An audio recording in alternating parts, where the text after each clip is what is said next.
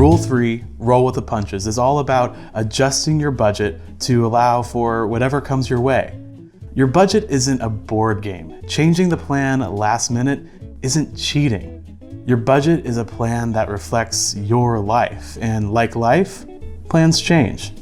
It's okay to change your budget. Accountability is dealing with the truth of every decision you make. You know what? You're actually never more accountable than when you change your budget.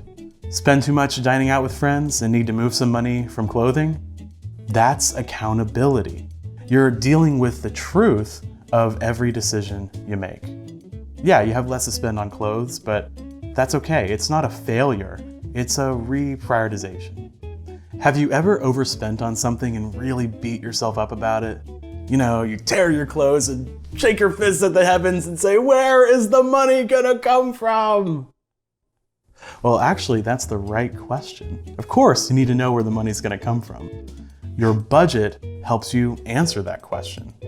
The frustration you felt in that moment didn't come from the question, it came from your inability to answer it. But with a budget, you can answer that question right away. It doesn't have to be so dramatic. Look at your budget, adjust your plan, and you'll never again have to wonder where the money will come from.